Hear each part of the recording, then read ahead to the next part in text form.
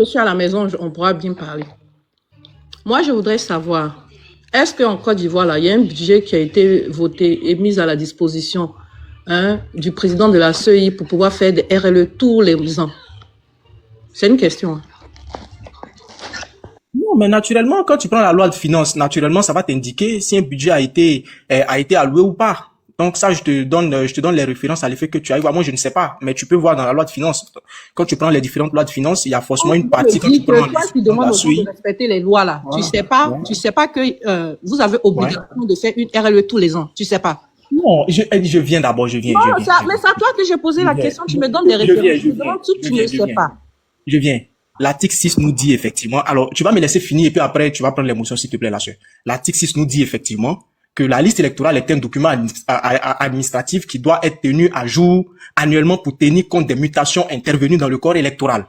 En même temps, l'article 11 nous dit que cette révision de la liste électorale là est naturellement prise par un décret sur proposition de la commission chargée de l'élection, en l'occurrence qui est la CEI. Donc voilà un peu. Donc on a deux articles importants stipulés au niveau donc du code électoral qui nous donnent, je vais dire, la façon dont la révision de la liste électorale doit être diligentée. Et moi je dis simplement que lorsqu'on regarde techniquement, lorsqu'on regarde le timing, pour moi une révision de liste électorale n'est pas possible en cette année électorale, en tout cas pas avant l'élection. Voilà. Oui, quoi ça? J'ai pas entendu. Je dis en 2020, oui. La RLE a eu lieu au mois de juin. Oui, mais parce qu'il y avait une exception et je peux te l'expliquer. En 2020, ouais, je vais finir en une minute. En 2020, je te rappelle que les parrainages se sont effectués sur la liste provisoire, contraire à la loi. Contraire à la loi. Alors que les parrainages doivent justement s'effectuer sur la liste définitive, sur la liste électorale définitive. Et les partis politiques à l'époque se sont plaints que pour cette fois-ci, c'est-à-dire pour cette élection de 2025, il fallait justement mettre à la disposition des partis politiques la liste provisoire 6 mois avant l'élection. C'est pour ça que si tu te souviens très bien. Oui. S'il te plaît, et tout à l'heure, tu as parlé du PND, tu as dit le budget, c'était de combien en 2000, tu as dit 2025, non, je crois que je ne me trompe pas. Le budget était de combien? Oui, non, j'ai pas parlé de budget. Je dis que depuis que nous sommes au pouvoir, nous avons dirigé la Côte d'Ivoire au travers des plans nationaux de développement. De 2011 à 2015, il y a eu un plan national de développement. Donc, je me souviens plus du budget. De 2015 à 2020, il y a eu un autre plan national de développement. Et de 2021 à 2025, il y a eu un autre plan national de développement qui a pris fin. Et de 2025 à 2030, il y aura un autre PND. C'est ce que j'ai dit. J'ai pas parlé du budget à l'intérieur de chaque PND. Ok, d'accord. Parce que quand tu regardes sur le site de lui au mois, on nous dit clairement que de 2012 à 2016, voilà, de 2012 à 2016, voilà, près de 9% de 2012 à 2016, et que avec la mise en application du programme national de développement, PND, le plan stratégique d'investissement de 49 milliards, 49,24 milliards de dollars, 49,24 milliards de dollars.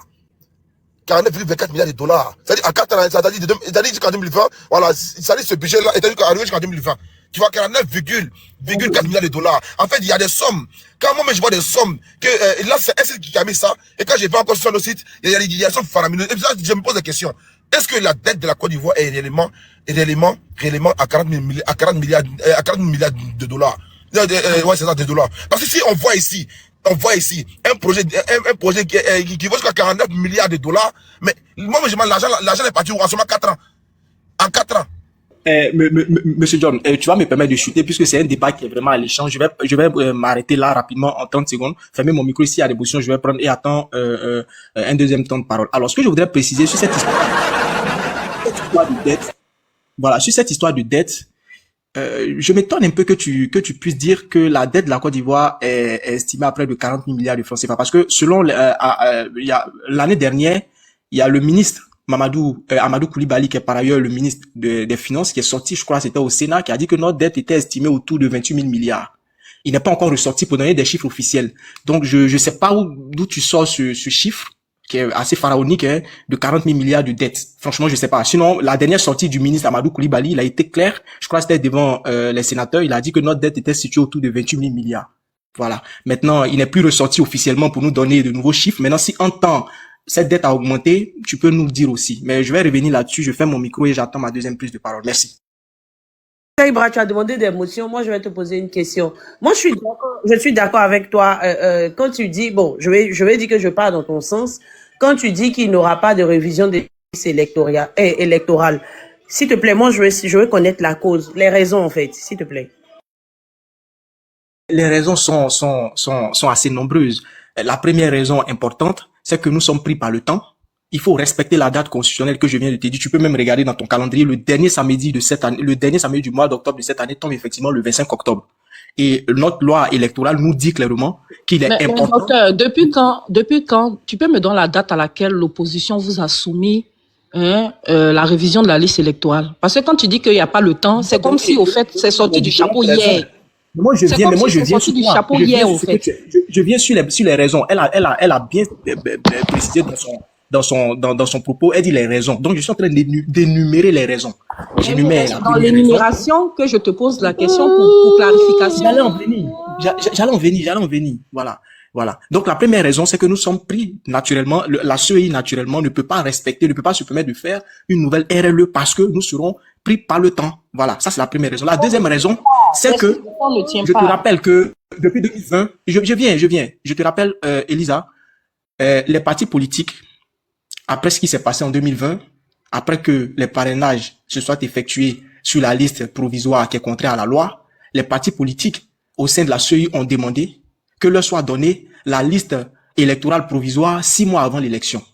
C'est pour cela qu'en juin, la CEI, le président de la CEI avait demandé qu'il y ait le début de la révision de la liste électorale en juin 2024. Les partis politiques ont dit qu'il pleuvait trop. Donc ça a été repoussé à septembre 2024.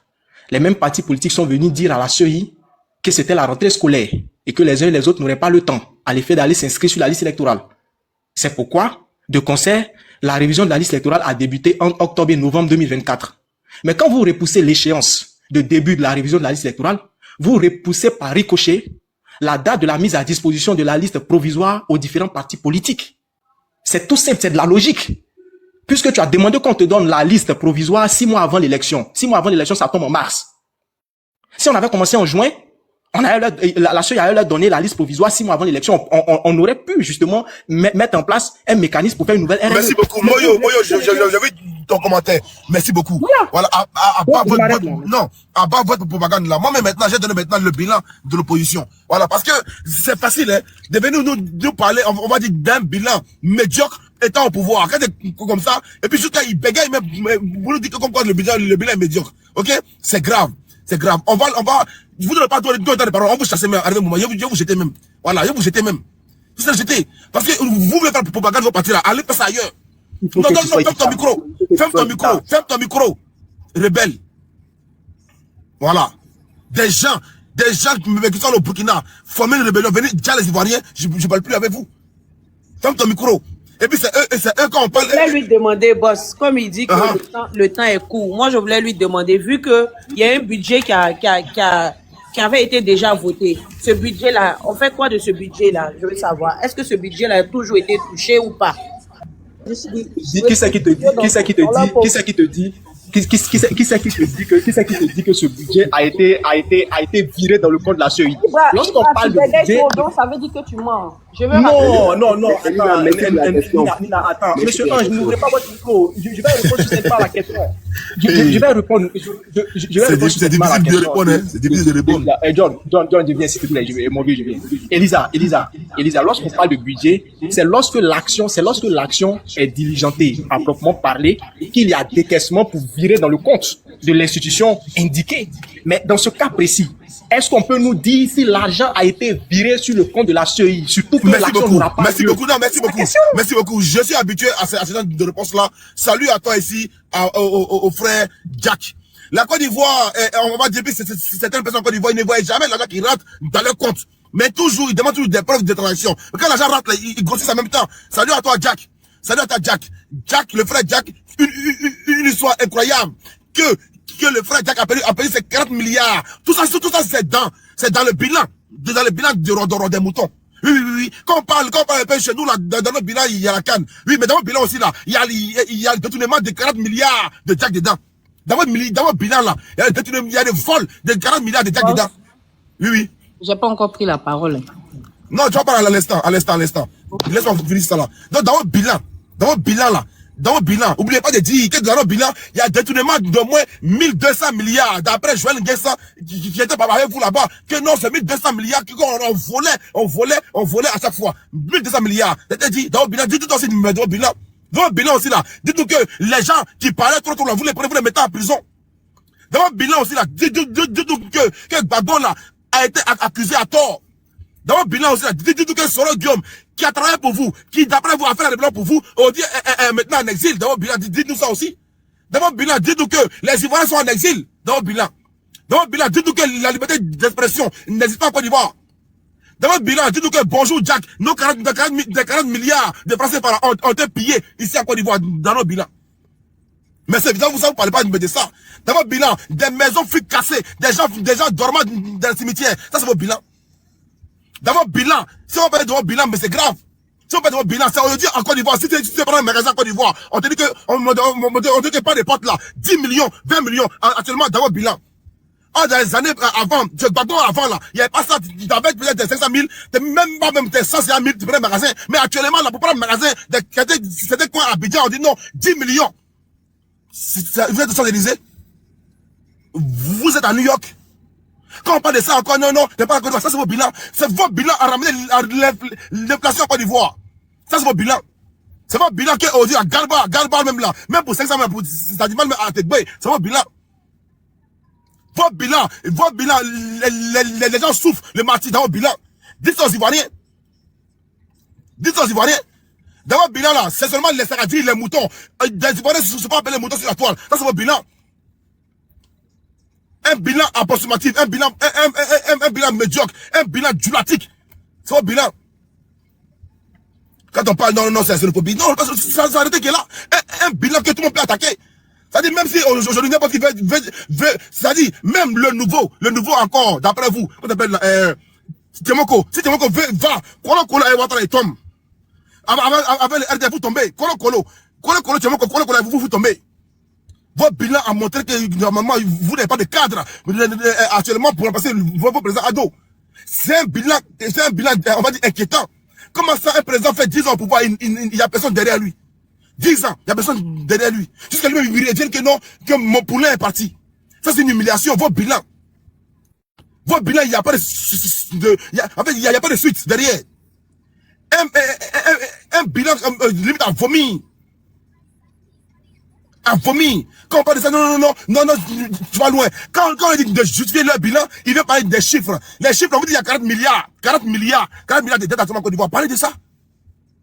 Un bilan cocotique. Un bilan crédit. Faut pas qu'on en parle. Récemment encore, on se réveille que la Côte d'Ivoire cherche dette encore de 400 millions. Il dit, mais attends, ils se foutent de qui? Tous les jours. Mais eux-mêmes là, ils sont pas eux-mêmes c'est les grands milliardaires. Mais donnez l'argent aux gens. Donnez l'argent au pays. Mais si d'abord j'étais un peu. Prenez Ramenez-le. Non, voici. Voici. Faut être focus. Tu n'es pas dans un débat avec eux. Tu es dans un discours en tant qu'opposant. Tu parles pour le peuple. Tu n'es pas dans un débat avec eux. Maintenant, si vous faites débat avec eux là, mon frère, il faut dire ça aussi. Parce que votre nom n'est pas sur la liste. Vous faites débat avec eux. Il y a quel débat à faire? Il y a quel débat à faire? Vas-y, Nina. Charlie, tu es là? Charlie? Oui. Ah, ok, pardon. Ça va. Je pensais que tu n'étais pas là, ça va, désolé. Bon, qu'est-ce que je voulais dire? Alors, boss, moi, je vais revenir sur la partie d'Ambak là, parce que, effectivement, tu as attiré mon attention sur quelque chose. Parce que je me rappelle que dans le temps, quand Ambak est parti, quand on nous a annoncé le cancer foudroyant, d'accord, on avait des sons comme quoi Ambak était en pourparlers, bon, avec l'opposition, tout le monde savait, parce qu'il avait entamé des tables de discussion en vue d'aplanir l'atmosphère politique en Côte d'Ivoire, mais aussi, il parlait aussi de l'autre côté là-bas au président Koudou Laurent Gbagbo. Mais maintenant, je finis par comprendre, puisque quand j'analyse bien la situation, Kokowa n'a pas sorti cette information-là du chapeau. Voilà, les personnes avec qui il traîne maintenant ces temps-ci, depuis qu'il est retourné en Côte d'Ivoire, voilà, qui lui ont donné 150 000 € pour organiser l'événement que vous connaissez tous ici dans la diaspora, avec qui il se balade dans les bureaux, il n'arrête pas de faire des défilés dans les bureaux là. lui ont certainement parlé d'un bac. D'accord? Et cela vient pour appuyer la thèse comme quoi ils ont déjà un bac parce qu'ils ont pensé qu'un bac avait trahi. Et ça me rappelle le président Soro qui a failli être déjà quand il est parti au dialogue direct avec le président Koudou Laurent Gbagbo. Hein? Ils ont attaqué son avion en prétextant qu'il avait trahi le combat. Et c'est leur mode de fonctionnement. Chaque fois qu'ils estiment que quelqu'un trahit, ils les éliminent. Voilà. Donc, en gros, vous êtes en train de nous dire que un bac était en collaboration avec l'opposition pour faire tomber Ouattara. C'est pour ça que vous l'avez éliminé, puisque vous savez qu'il donnait de l'argent. Bonne boy, attends un peu, déjà monté. Bonne boy, je t'ai vu là. Puisque pour vous, il sudoyait l'opposition, il donnait de l'argent à l'opposition, il était en amitié avec l'opposition. Et ça ne vous arrangeait pas. Parce que même quand le président Soro a appelé à ouvrir le dialogue, à aller à une réconciliation, vous dites que le pays n'est pas en palabre, que tout le monde est réconcilié. Donc, il n'y a pas besoin de parler de réconciliation. Maintenant, bref, c'était une parenthèse. Donc, merci, boss. Franchement, tu as de très bonnes analyses. Effectivement, si Kokora a sorti hier, c'est parce que ils torpillaient, comme ils ont torpillé, comme ils s'appellent là, Diaby Lassine, qu'ils ont vitrifié aujourd'hui. Mais bref, anyway, ça c'est la cuisine interne. Je vous ai dit ce matin, je vais revenir sur le décès de Ensan Fofana. C'est comme ça qu'il s'appelle, Enza Fofana ou bien. Je veux savoir dans quel contexte le monsieur là a brûlé dans sa voiture. Alors que nous savons très bien que c'est un boss qui ne roulait pas n'importe quelle voiture, hein, avec tous les accidents en Côte d'Ivoire qui se produisent en Côte d'Ivoire. On n'a jamais entendu que lors d'un accident, une voiture a pris feu, des gens sont déjà dans la voiture. Mais bizarrement, le monsieur, pendant l'accident, son airbag ne s'est pas déclenché. Au pire des cas, il est resté prisonnier dans sa voiture au point de cramer.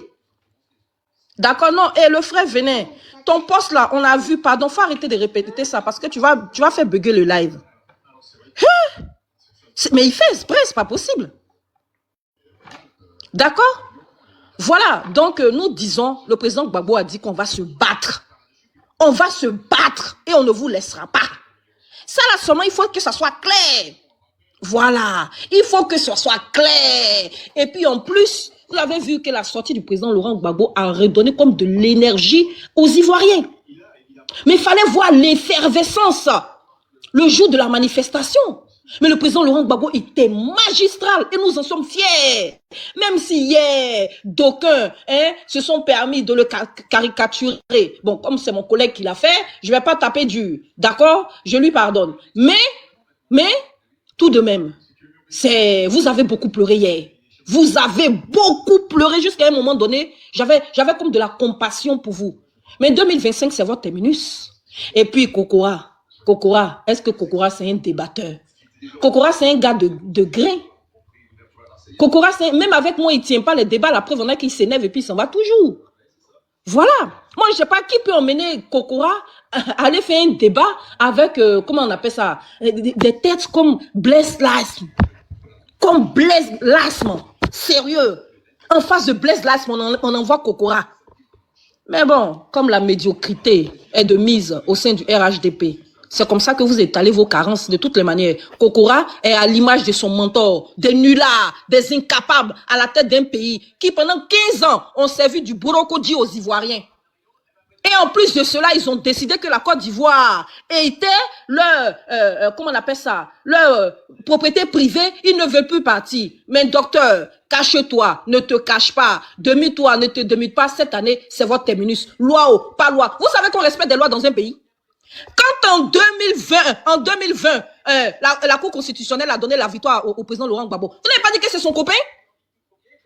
Vous avez respecté les lois? Vous avez respecté les lois?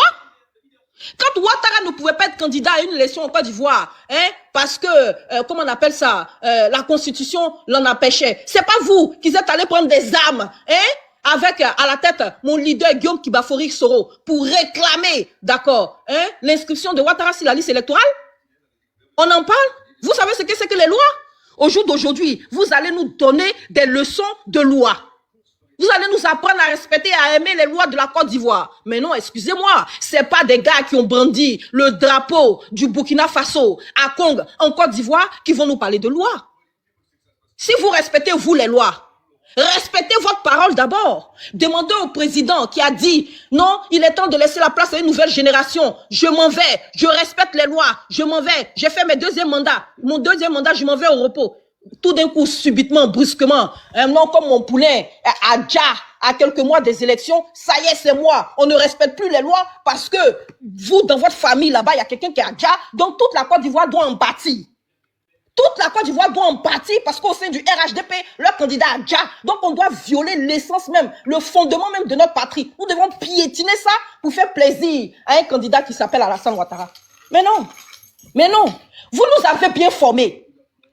Si les Ivoiriens ont ce verbe-là au jour d'aujourd'hui en politique, c'est vous. Si les Ivoiriens sont devenus durs dans leurs propos, c'est vous. Si les Ivoiriens ont décidé de se battre, c'est vous qui leur avez donné la force, c'est vous qui les avez galvanisés. Parce que comme vous les avez mis au pied du mur, un moment, trop c'est trop, l'Ivoirien dit qu'il en a marre. Donc que ça vous plaise, que ça ne vous plaise pas, 2025 là. Bon, de toutes les manières, nous savons que Ouattara n'est pas candidat. Il est en train de préparer le nid, je ne sais pas pour qui. Bon, ce serait trop flagrant que de maintenir Brahima pour un poulain du RDR. Mais quel que soit le mec du RDR, nous disons non, vous allez dégager du pouvoir. Ça, il faut que ce soit clair. Vous n'avez respecté aucune loi parce que vous n'avez pas fait la RLE. Il y a un budget qui a été voté, d'accord, alloué pour que vous puissiez faire la RLE. Mais au mépris des lois de la Côte d'Ivoire, comme d'habitude, vous n'avez pas fait la RLE. Mais la première personne qui ne respecte pas les lois dans ce pays-là s'appelle Alassane Ouattara. Puisqu'au moment où le père fondateur devait partir, il avait voulu faire un coup d'État. Il avait voulu faire un coup d'État. Alors que la Constitution voulait que après le chef de l'État, ce soit le président de l'Assemblée nationale qui soit président. Ouattara allait voir Fologo. On n'a qu'à faire coup d'État à Bédié. On va rester là. Fologo a dit non. Heureusement que dans le temps, il y avait des personnes qui étaient encore intègres. Heureusement que dans le temps, il y avait encore des personnes qui étaient intègres. Fologo a dit non. Niet, ça ne passera pas. Et ce n'est pas passé. Mais comme le chien ne change jamais sa manière de s'asseoir, je frapperai ce régime moribond. Au moment opportun, il tombera comme un fruit pourri. Je rendrai la Côte d'Ivoire ingouvernable. Mais c'est Ouattara qui nous a appris ça. Si aujourd'hui on dit qu'on rendra le pays ingouvernable, c'est lui qui nous a appris. Nous sommes allés à bonne école. On n'a pas dit qu'il n'a pas réussi ça. Et il a réussi à rendre les Ivoiriens rebelles. Ça, c'est Ouattara qui nous a appris. Là seulement, vous n'allez pas le lui enlever. Il nous a bien formés. Maintenant qu'on est bien formés, vous dites non, de ne pas mettre en exergue ce qu'il nous a appris. Vous ne voyez pas que c'est injuste? Vous ne voyez pas que c'est injuste? Vous pouvez dire c'est la comédie. Pour le moment, c'est vous qui pleurez. Le président Gbagbo est sorti hier sur tous les panels, même en Côte d'Ivoire, sur les plateaux télévisés. Mais c'est un déferlement de haine. C'est un déferlement de haine. Vous avez prouvé vos carences intellectuelles, mais c'était trop triste de vous voir comme ça. C'est là qu'on a compris véritablement que vous êtes perdus et que c'est terminé pour vous. Donc je dis, vive le président Laurent Gbagbo, vive la Côte d'Ivoire, vive le président Soro et que vive la renaissance des Ivoiriens. Amen. Je finis. Tapotage. Allons à 200 cas de tapotage, s'il vous plaît. On tapote, on partage. On tapote, on partage, s'il vous plaît. On tapote, on partage, s'il vous plaît. Monsieur Nsan.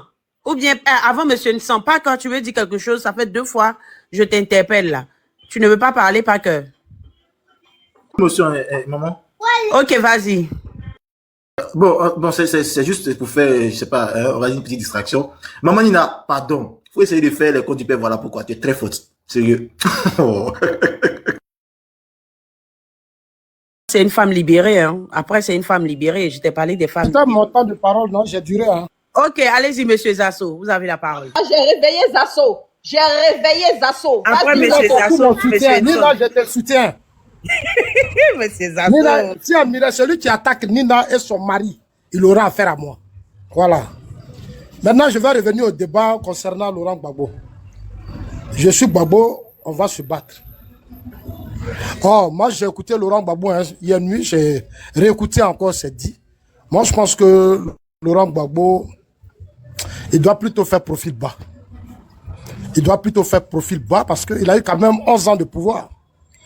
C'est quand même l'un des opposants historiques, on peut dire l'opposant historique de Félix Houphouët-Boigny. Laurent Gbagbo a une histoire que nous tous nous connaissons. Il a été en exil avec ses amis. J'ai même parlé de ça avec Assou Adou et Melchiedo et choses, Domelo au Ghana. On en a discuté beaucoup sur leur affaire de FPI, leur asile, comment ils sont, Gbagbo est rentré en Côte d'Ivoire, ils sont restés. Tout ça, on en a longuement parlé. C'est comment je voudrais dire à Gbagbo et ses partisans, trouvez-vous un autre candidat. Parce que, quels que soient les cris, les pleurs, on ne peut pas piétiner la constitution ivoirienne pour vous. C'est pas possible. Et ça, mettez ça dans votre tête. En 95, on a vu Gbagbo Laurent ici qui a dit lui, il ne va pas aux élections parce que c'était ceci, c'était cela. Il n'est pas allé aux élections, le ciel n'est pas tombé sur la Côte d'Ivoire. En 2000, il y a eu des élections dans ce pays. Mais ces élections-là, il y avait eu plusieurs candidats. Laurent Gbagbo et Guy Robert sont allés aux élections. La Cour suprême a invalidé les candidatures du président Ouattara et de Bédié. Le ciel n'est pas tombé sur la Côte d'Ivoire. Si aujourd'hui, en 2020-25, si Gbagbo n'est pas candidat, mais il doit comprendre qu'il a été un ancien président de la République. Les lois qui éliminent les juges là, c'est depuis les indépendances, quand on a créé notre pays, que la justice existe.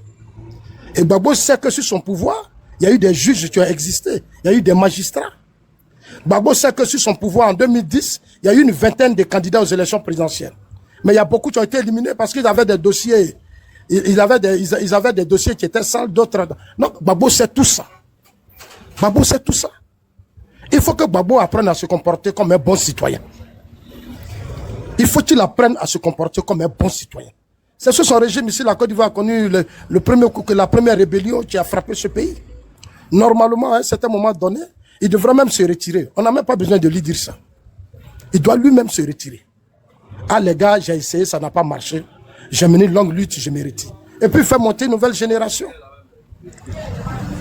Il fait monter une nouvelle génération. Il n'a pas besoin de faire des palabres pour ça.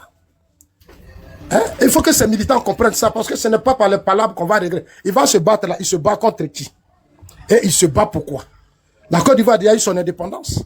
Houphouët a rendu la Côte d'Ivoire l'un des meilleurs pays de la sous-région. Tu es venu, tu n'as pas été capable de donner la sécurité, protéger le pays. Des milliers d'Ivoiriens sont morts sous ton régime. Le pays a été coupé jusqu'à l'ouest, nord, jusqu'au centre. Il faut tirer les leçons, tu n'as pas besoin d'être orgueilleux. Le problème de Gbagbo, c'est l'orgueil. Et ça le fatigue. On ne t'a pas mis sur la liste électorale. Mais tu n'es pas le seul qui n'est pas sur la liste électorale. Quand tu étais au pouvoir, là, il y a des Ivoiriens qui n'étaient pas sur la liste électorale. Les tapés de l'Angéline qui ont été condamnés ici à 20 ans.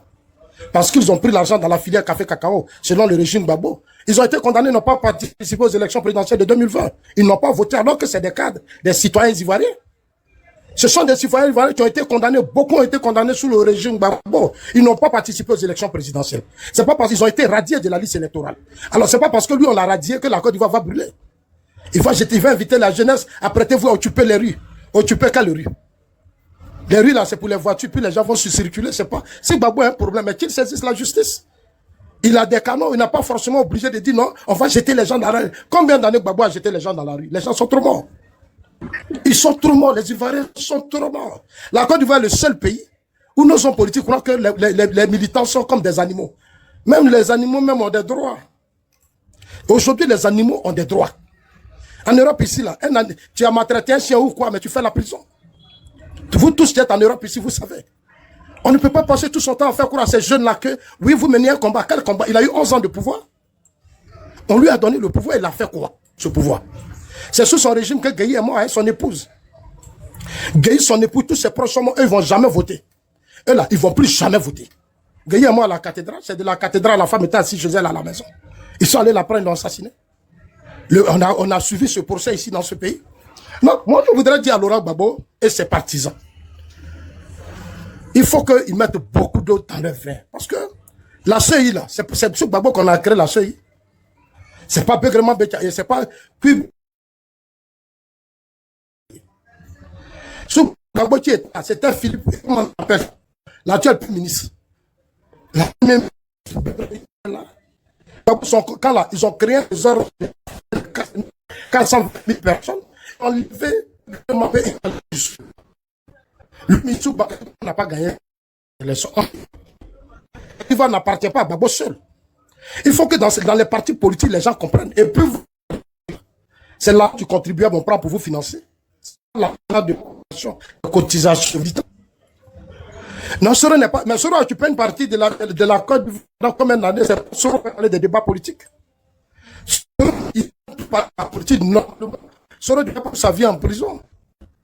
Il faut que les gens soient sérieux. C'est parce que, bon, on est trop tout, on fait. Non, ces gens croient qu'ils sont de tout le monde et ils peuvent piétiner tout le monde.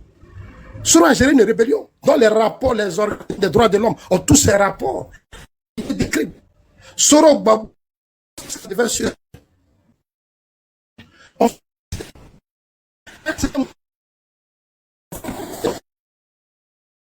Vous avez un problème de réseau, hein, ça crache là, on vous entend très difficilement.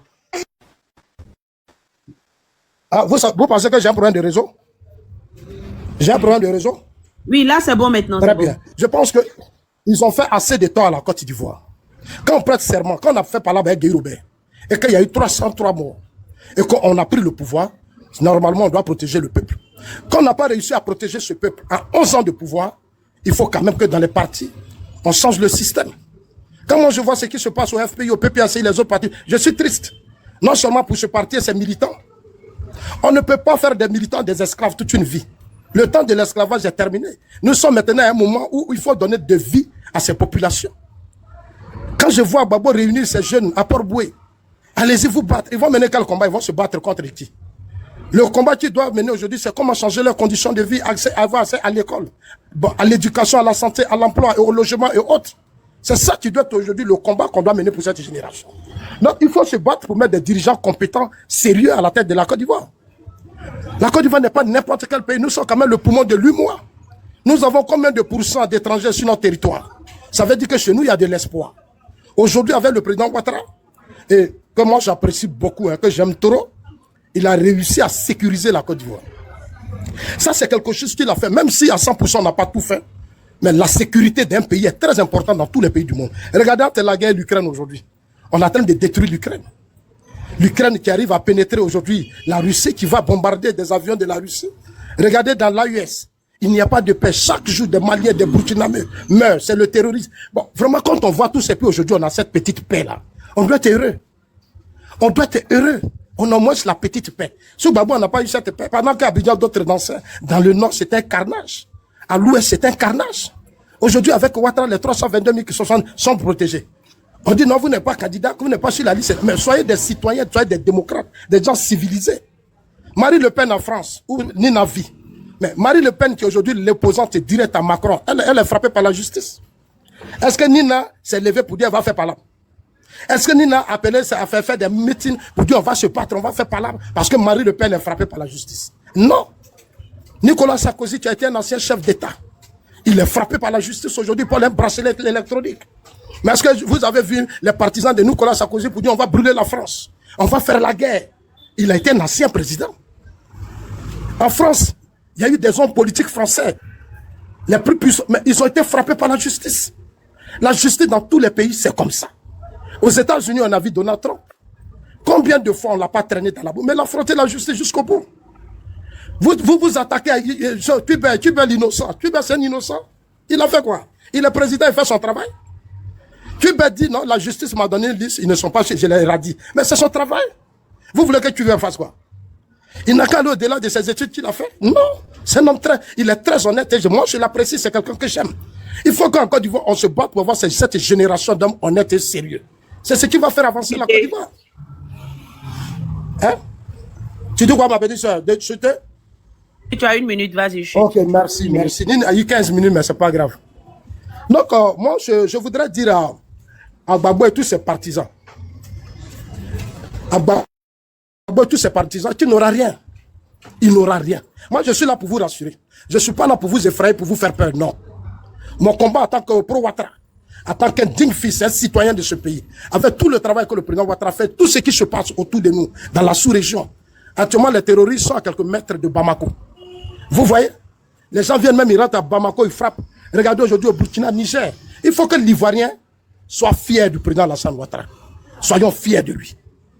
Soyons fiers du président Alassane Ouattara. C'est un humain. Mais là où il est aujourd'hui avec ses réseaux, ses relations, sa compétence, il est en train de nous rendre dignes comme un grand peuple. Soyons fiers du travail qu'il est en train de faire. Gbagbo n'est pas candidat, Soro n'est pas candidat, c'est la loi. Thiam n'est pas candidat, c'est la loi. La loi qui a frappé Thiam, là, c'est son grand-père Houphouët-Boigny qui a mis cette loi en place. C'est son grand-père, c'est pas quelqu'un d'autre. L'article 48 a été signé par son grand-père. Bon, moi, j'ai toujours conseillé à Thiam, respecte la décision de ton grand-père. Tu ne peux pas souiller la mémoire de ton grand-père. C'est pas Ouattara qui a pris l'article 48. C'est ton grand-père Oufoué Boigny. Oufoué sait que de 60 en 62, il a naturalisé ton père. Ton père était sénégalais. De 60 en 62, il a naturalisé. Oufoué sait ce qu'il fait. Oufoué sait pourquoi il a pris l'article 48. Notre génération, prenons conscience et protégeons les lois que nos ancêtres nous ont laissées. On ne doit pas pour des trucs, quelque chose. Non, faisons très attention. Et donc, moi, je voudrais dire aux gens, soyez calmes. 2025, il n'y aura rien. Ceux qui seront, ceux dont leurs candidatures seront validées, iront aux élections. Le reste, c'est fini. Aucun jeune ne peut occuper les rues. Et c'est notre combat. Actuellement où je vous parle depuis le matin, je raconte les jeunesses, on discute. Ils sont en train de comprendre. Tous ceux qui sont morts là, vous avez fait quoi pour eux? Il y a eu trop de vos amis qui sont morts en 2000, en 2002, en 2010. Il y a eu trop de sang versé. Vous avez fait quoi pour eux? Dites-moi, les enfants sont là, des orphelins, ils ont laissé des veuves, des feuilles. Vous faites quoi pour eux? Et vous allez encore venir mourir. C'est-à-dire, vous êtes tellement bêtes. C'est-à-dire, vous êtes tellement inconscients que vous allez passer tout votre temps à mourir pour des gens. Vous êtes des moutons, quoi. Je m'arrête là. Merci beaucoup. Les émotions. D'accord, Nina, demande une seconde. Monsieur Zasso a parlé de protection. S'il vous plaît, il faut qu'on protège aussi notre live. Protéger le live et tapotant allant à 200K. Nina, vas-y. Et après, monsieur Nsan. Merci. Bon, Zasso, tu dis à la jeunesse de ne pas aller se battre pour sa liberté confisquée actuellement par le pouvoir RHDP, que tu chéris tant au jour d'aujourd'hui, pour une seule raison, on le sait. Mais bon, bref, anyway. Mais, Zasso, moi, je t'ai vu aussi sur le terrain en l'an 2020, sur la rue Pourquoi est-ce que toi qui étais dehors en 2020, là, tu n'es pas mort? Ouais, tu étais dehors aussi sur le terrain. Mais comme bizarrement, la rue a choisi ce qu'elle devait déjà et puis t'épargner toi. Tu vois, c'est bizarre. Donc, ceux qui déjà là, on sait que c'est vous. Parce que sur la rue Djassé, ça se saurait. Parce que si la rue Djassé, toi aussi tu allais être mort. Mais bizarrement, tu es vivant. Tour Alpha Yaya est vivant. Tes copains là, tes copains avec qui tu es parti pour 2020 là, ils ont survécu. Mais bizarrement, c'est dans l'opposition, les gens sont morts. Les Ivoiriens ne vont pas se battre pour le président Laurent Gbagbo. Ils vont se battre parce que Ouattara a échoué. Il n'est pas arrivé à protéger les Ivoiriens comme un individu, comme Koné Bakary. Exproprier un Ivoirien, c'est le mener à la mort. Tu le sais bien. D'accord? Le fruit de dur labeur de tant d'années. Au jour d'aujourd'hui, un voyou sous la protection de Ouattara est venu mettre à mal, faire souffrir des familles. Et tu n'as rien dit, Zasso. Donc laisse les Ivoiriens se battre. Toi, bats-toi pour ce pourquoi tu te bats, mais laisse-les se battre véritablement pour leur liberté et pour leur émancipation. Merci. Ok, Nina, moi je voulais te dire, quand moi je quittais ce pays, les corps des Ivoiriens traînaient dans les rues d'Abidjan. Peut-être que vous ne comprenez pas peut-être mon combat. Mais quand moi je naissais, je suis né dans la paix. Pendant les 40 ans, j'ai connu la paix. Quand c'est-à-dire quand nous on est nés là, il y avait la paix dans ce pays. C'est après au fouet qu'on a connu tous ces désordres. Quand moi je rentrais, je sortais de ce pays, c'était des morts. En 2002 jusqu'en 2018, les Ivoiriens sont trop morts. Ceux qui vont descendre dans la rue, la personne d'entre eux n'a été frappée par la loi. Ces jeunes-là, ils vont voter. Beaucoup sont inscrits sur la liste électorale. Leur vrai combat, c'est d'aller aux urnes, aux élections et de sanctionner le RHDP comme ça s'est fait au Sénégal. Au Sénégal, là, les gens se sont entretués entre eux, ils ont tout brûlé, mais à la dernière minute. Ils sont allés aux élections parce qu'ils avaient confiance en eux. Ils ont compris par là que seule la voix des urnes est la vraie voix. Ils sont allés aux élections, ils ont battu Macky Sall. Qu'est-ce qui s'est passé avant qu'il n'ait pas... Non, je viens. C'est ce que j'étais en train de te dire. Pour dire que la voie de la violence n'était pas une solution. Nous avons fait des vidéos à cette période. Ils ont obligé Macky Sall à capituler, tu le sais. Non, s'il te plaît. Il y a eu des élections, s'il te plaît. Il y a eu des élections à la fin. La rue n'a pas chassé Macky Sall. L'élection était ouverte. La rue n'a pas chassé Macky Sall. Vous n'allez pas choisir votre candidat. Zasso, faut arrêter. Tu sais que c'est minable. Non, mais il y a eu la rébellion, ça a changé les choses. Chaque année, vous allez aux élections avec personne. Pour voir votre véritable capacité, permettez aller à l'élection avec des compétiteurs de taille et puis on va voir ce que vous valez. Mais chaque année, vous éliminez des candidats pour aller avec des non-names. Et puis vous dites que vous êtes fort. Vous n'allez pas continuer à confisquer le choix des Ivoiriens, vous imposez aux Ivoiriens. Vous voulez que les Ivoiriens choisissent en toute connaissance de cause, en toute liberté. Ouvrez le jeu électoral et puis permettez-leur de choisir. Ne leur imposez pas votre présence. Mais là, pourquoi en France où tu es là? Pourquoi en France où tu es là? Je vais passer la parole. Voilà. Passe-moi la parole rapidement, je vais chuter. Tu vois, Nina, c'est ce que je disais. Moi, c'est ce que je te disais, Nina. Elisa, j'ai pas Quand ma moi je question. sortais de ce... Non, s'il te plaît, je finis d'abord. Moi, Zasso, je suis un père, je suis un responsable. Je ne veux pas voir mes enfants, ces enfants-là, on jette dans les rues, là, ce sont nos enfants. Ce sont nos petits frères. Notre combat, moi, je suis venu dans un pays où il y a eu des guerres et aujourd'hui, ils se sont construits. Tout ce qu'ils font, c'est par les élections, sur les référendums, qu'on n'est pas content. Ils n'ont jamais occupé les rues en Suisse ici. Là-bas, c'est les élections. Quand tu n'es pas content, on dit va voter. C'est ça. Et c'est cet esprit-là que nous sommes en train d'imposer dans notre pays. Tu ouvres le jeu politique. Nina, je vais finir. Ouvrez le jeu politique. Si En tu veux 2000, on imposer n'a pas la ouvert le jeu dictature aux politique. Ivoiriens, on n'accepte Nina, pas. le jeu politique est Arrêtez la ouvert. manipulation parce que tes militants, Nina, là, tes camarades, là, ils ont dit, eux, il faut Nina, aller en être des 2000, kamikazes dans les rues. Mais vous demandez aux autres de ne pas aller être des kamikazes. Pourquoi? Faut demander d'abord à tes camarades, là, ne sortez pas. Si vous voulez donc l'opposition, tu peux envoyer tes enfants aussi être des kamikazes aussi. Ah, mais Nina, tout le monde Nina, sera est-ce que là-bas. tu peux venir avec ta famille Tout pour être le des monde sera- kamikazes? De la seule façon, tu seras de cette façon. Comment tu peux dire que ces enfants n'ont qu'à être des Mais kamikazes? Zasso, Mais ils ont été des Tu kamikazes n'as dans la pas rébellion. écouté ce que je dis. Je dis, tes camarades là, sur le panel là, ils disent qu'ils seront des kamikazes à l'an 2025 pour Non, Ouattara. aucun militant n'a dit ça, aucun militant. Ah bon? Aucun militant du RHDP ne va descendre. Ah, dans faut la aller rue. demander à Sissi. Nos militants sont civilisés, ils sont Faut aller civilisés. demander à Sissi. Je t'ai donné un Bon, nom. si, moi Je je t'ai parle. donné un Mais nom, non, non. aucun militant Je t'ai donné un RHDP prénom, non. ne dit qu'il va descendre. Bon, dans la moi, rue. je t'ai donné un prénom là. Il faut aller. Les Si je institutions mens, là, fonctionnent, on je a sais qu'il est la en bas. police, on a la Je sais qu'il est gendarmerie, en on a bas. Je l'armée, sais on qu'il est a en bas. tout. Si je mens, il va Nos dire que je militants, mens. eux, ils doivent aller voter. Eux, ils ne sont pas Bon, là pour de toute façon, descendre. c'est bon, dans la on rue. a un sang ici, on va l'écouter. Voilà, Merci. aucun militant du RHDP, N'ayez pas peur. aucun Vous Ivoirien allez ne partir descendra. gentiment. Le temps Zasso, de faut pas mourir est avoir peur. terminé. Ouattara Nous va allons nous battre dégager, pour faut la pas vie avoir de peur. cette génération. Je Zasso, m'arrête faut pas là. avoir peur. Ouattara va partir, faut pas avoir peur. Parole à une sans famille, allons à 200 cas de tapotage, s'il vous plaît. Bonjour à tout le monde, j'espère que vous allez bien. Et merci à John de me donner le privilège de m'exprimer ici à nouveau sur son panel. Bonjour à Nina, bonjour à Monsieur Kevin, également Madame Douce, Elisa, Monsieur Zasso, Monsieur Kwasi et Monsieur Ange. Et Monsieur tout en haut, je ne vois pas son nom, je suis désolé. Bonsoir Monsieur également. Et à tous ceux sur le panel. Alors, je me permets d'abord d'intervenir sur le côté, sur l'aspect de l'émission de la veille, sur la chaîne NCI 3. J'ai beaucoup apprécié parce que c'est une émission, en fait, qui a permis d'abord de révéler, en fait, le niveau, en termes de débat, chez les jeunes communicants de partis politiques. Ah, salut, papa. Madame Elisa, votre micro est ouvert. Elisa, ton micro. Voilà. Alors, donc, ce sont des écoles, hein. Ce sont des écoles en termes de communication politique, il y a des styles. Donc, j'étais vraiment content parce que depuis un petit moment, au niveau des débats, on avait...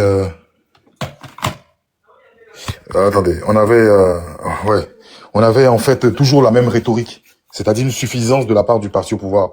C'est-à-dire que le RHDP était assez arrogant, suffisant. C'était toujours le même discours. Il n'y aura pas de révision de la liste électorale. Ils n'ont pas de programme politique. Ils n'ont rien. Donc, hier, c'était quand même quelque chose de pas de nouveau, mais ça changeait un petit peu parce que on a vu déjà qu'il n'y avait pas de chroniqueur. Parce que j'avais déjà critiqué la composition du plateau. C'est qu'on avait souvent des chroniqueurs qui disaient qu'ils étaient impartiaux. On parlait dans le sens de la politique gouvernementale. Je peux citer des gens comme Arthur Banga, Landry Cuyot, Alafé Wakili. Ces personnes, en fait, elles peuvent être souvent 2 ou 3 sur le plateau, plus un représentant du RHDP. Et on va mettre le docteur Kwao, et on va mettre l'autre là, André Silver Conan. André Silver Conan qui essaie de vraiment jouer la neutralité, mais souvent, bon, il est un peu dans tous les sens. Et Kwao qui est lui, il est quasiment de gauche, hein. Voilà. Et on va avoir plus 3 chroniqueurs, plus le communicant, ça fait beaucoup. Donc, au niveau du partage du temps, on a l'impression que la communication portée sur les idées du gouvernement, en fait, ont plus de redondance. Et donc, hier, ce qui m'a plu, il n'y avait pas de chroniqueur. C'est-à-dire, il n'y avait pas d'intermédiaire. Il y avait juste la journaliste, là, madame... j'oublie son nom. J'oublie son nom. Mais madame, et puis les deux, voilà, les deux, il y avait monsieur Fanny. Madame Evelyne Débat. Il y avait monsieur Oui, Evelyne Débat, et on avait monsieur Karim Fanny et monsieur Kokora Bernanzi, et on avait en face monsieur Blaise Lasme et monsieur Lago Fabrice Sifico. Donc, c'est-à-dire que à chaque intervenant, ils étaient 2, et ça allait, c'était vraiment vif. Donc, Dans un premier temps, c'était le même style. Ce que j'ai pu constater, John, figure-toi que je parie que Kokora n'a pas écouté l'ensemble du discours de Gbagbo. J'en suis persuadé. Il n'a pas écouté l'ensemble du discours. C'est-à-dire, il s'est pas posé devant son ordinateur ou sa télé et de A à Z regarder tout le discours. Parce que pourquoi? Il trouve que Gbagbo est ennuyé dans ses discours. Il dit rien de bon. C'est souvent les mêmes mots. Ils ont révélé quelque chose, par exemple, hier, lors de leur intervention. Gbagbo a le terme combat, il a évoqué 14 fois. Et c'est M. Karim Fani qui l'a dit à plusieurs reprises. Gbagbo, c'est 14 fois. C'est les mêmes choses. C'est le combat, c'est le combat. Ils n'ont pas écouté. Parce qu'ils disent, il y a rien de nouveau. Gbagbo va parler, il va demander à ce qu'on mette son nom sur la liste. Ça sera pas le cas. Nanana. Et puis, je pense que même beaucoup le font. Ils ont retenu la partie où Gbagbo dit, je vais me battre. Voilà. Eux, c'est tout ce qu'ils voulaient entendre. Parce que pour eux, Gbagbo doit donner le mot d'ordre et puis on va voir qui est qui fa. Bon, bref. Chacun peut le truc. Mais, au niveau du style de la communication politique, ils ont été damnés. Pourquoi? Kokora a été à maintes reprises déstabilisé. Allez, parce que j'espère que hier, j'ai échangé jusqu'à 5h du matin, je pense que John, tu vas t'en souvenir, avec Daouda. J'ai demandé Kokora, pour sa crédibilité, qu'il puisse donner la preuve, d'accord, en ce qui concerne le versement des 3 000 € par mois. C'est une information grave. Et dans un débat, quand on sort ce genre de choses-là, il faut vraiment être sérieux. Il faut vraiment apporter ta source. J'aurais appris qu'aujourd'hui, cette source allait être révélée. Et j'espère, pour le bonheur de Kokora, et en même temps, ça sera un coup perdu, un point perdu pour le PPACI. J'espère véritablement. Sinon, moi, je n'appelle pas ça être un communicant sérieux. C'est comme si je viendrais dire devant tout le monde, Monsieur Ouattara a volé 4 milliards. Quelles sont mes preuves? Quelles sont mes preuves? Quelles sont mes preuves? Monsieur Ouattara a volé 4 milliards. Non. J'aurais appris que me dire comme ça, et en plus dire, j'ai la preuve dans mon téléphone. Excusez-moi, je suis désolé, hein. Je suis désolé. Bon, donc on attend que la preuve soit exhibée. Et la paire communicationnelle entre Blaise Lasme et Lago Fabrice, elle est très bonne, contrairement à la paire Blaise Lasme quoi Justin et ou même Lago Fabrice quoi Justin, parce que j'ai dit, on peut être très excellent en fait dans le débat, même sur les panels, et ne pas être à l'aise sur les débats télé. Parce que les débats télé, il y a le visuel, il y a la posture, et il y a le débit, il y a la maîtrise de soi. Il y a plusieurs éléments qui rentrent en jeu. TikTok, on n'est pas forcément obligé de vous voir. Vous êtes derrière, on entend une voix, on peut penser tout et n'importe quoi. Et on peut être plus à l'aise sans qu'on voit son visage, son faciès. Donc, il faut faire cela aussi. Et les débats, ça, c'est pas quelque chose d'inné. Même si vous avez un talent pour débattre, il faut travailler cela. Il faut travailler en fonction de l'audience, de la personne que vous avez en face. Il va falloir vous adapter. D'accord, il faut développer des stratégies. La stratégie de Kokora n'a pas été bonne. Regardez même l'émission, à la fin de l'émission, il a eu à élever la voix sur la journaliste. Et ça, quand on fait ça, ça veut dire qu'on perd pied. Je l'ai même dit hier à Daouda. Il a même reconnu. À la fin, Kokora a eu à élever la voix sur la journaliste. Ça veut dire qu'il perd des pieds. Et un débat, on peut le perdre en quelques secondes aussi. Il faut le dire, on peut le perdre en quelques secondes. Un débat, on peut l'emporter au haut. D'accord, si on domine complètement sur tout le débat. Mais en une fraction de seconde, vous pouvez être détruit. Rappelez-vous de la fameuse phrase du débat entre Nicolas Sarkozy et François Hollande, où François Hollande parlait de la finance mondiale. Moi, Hollande, quand je serai au pouvoir, ce sera temps. Moi, Hollande, quand je serai temps, moi, Hollande, et t'avais Sarkozy qui était complètement bouffi, abasourdi, il le regardait. Donc, un débat en une seconde, en une minute éclair, il faut savoir rebondir, sinon on peut vous bouffer. D'accord? Rappelez-vous aussi du débat entre Nicolas Sarkozy et Ségolène Royal. Ségolène Royal, elle s'est énervée. Et les gens ont dit quoi? Non, elle n'est pas sereine pour une présidente de la République, déjà une femme. Parce que les gens sont un peu misogynes en France, hein. Attention. Et une femme, voilà, elle perd son sang-froid, c'est pas très rassurant tout ça. Donc, c'est ce qui fait la beauté du débat. Il y a des moments où on gagne, il y a des moments où on perd, il faut l'admettre, et il faut rebondir. Moi, la question que je me pose au niveau des communicants du RDR, déjà anciennement RDR est devenu RHDP, je trouve que le RDR n'a pas de jeunes véritablement bons. Ça, je l'ai toujours dit. Les partis de gauche ont pour habitude d'avoir en fait des orateurs brillants. C'est-à-dire que des gens qui s'expriment, qui parlent et tout. La gauche a pour tradition de faire cela. Dans la droite aussi, par exemple dans les pays européens et autres, et même, je pense qu'aussi au PDCI RDA dans le temps, ils avaient des gens comme Béchot. Quand Béchot était ministre, très jeune ministre, il était très bon, il était très percutant, il maîtrisait son sujet. Mais le RDA n'a pas la culture en fait de la communication dans le sens du débat. Ils l'ont pas. Donc je pense que souvent ils piochent. Ils ont, dans le basket, vous savez, il y a ceux qu'on appelle des rookies. Ils draftent, en fait. Ils vont regarder comme un mercato et ils vont piocher, essayer de piocher quelques personnes. Mais je ne connais pas des gens qui débattent véritablement. Celui qui tient la dragée un peu haute, c'est Touré Mamadou. Mais Touré Mamadou était un ministre ne peut pas venir débattre tout le temps sur les plateaux. Mais ce qui m'agace dans le style de Touré Mamadou, sa suffisance et son air un peu hautain. Parce qu'il ne maîtrise pas forcément les sujets techniques, mais il est hautain avec la maîtrise du pouvoir. Le fait qu'il ait le pouvoir, il est très hautain. Et souvent, il menace même directement. Je me rappelle d'un échange qu'il avait eu avec, c'était sur un plateau de TV5, je sais pas, c'est Alain Toussaint qui l'avait menacé. Et moi, ça m'a fait froid dans le dos. Je dis, waouh, quel ministre n'a pas se comporter comme ça. Mais, si vous remarquez, quand ils piochent, ils vont piocher par ceux qui ont un peu le verbe à la Blé Goudé. D'accord, ils vont aller prendre quelqu'un qui peut-être, excusez-moi, vous avez vu Johnny Pacheco, vous avez vu Yendam Lacrasso, ils piochent un peu le même type de profil là. Bon, Kokora, il change parce que Kokora a un style un peu plus ou moins classique. Kokora, si on ne l'entend pas, si on entend juste savoir, on va croire que c'est quelqu'un qui était anciennement PDCI, d'accord? Je ne parle pas de son patronyme, mais quelqu'un qui est anciennement PDCI, par sa façon de parler, mais après quand on entend, bon, c'est qu'il est RDR, mais sa technique, en fait, de toujours colporter des mensonges, ça ne peut pas être un argument, en fait, en termes de politique. Que Tidjane Thiam n'a jamais eu ses diplômes, c'est le petit-fils de Fouad Boigny, c'est Fouad qui a financé, c'est des choses, en politique, c'est complètement nul, quoi. C'est même pas nécessaire.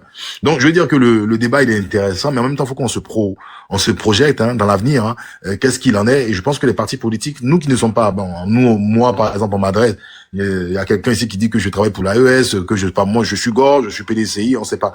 Mais je veux dire que, au niveau des partis politiques, souvent vous animez des débats. C'est intéressant, mais former véritablement des gens aussi qui font des débats.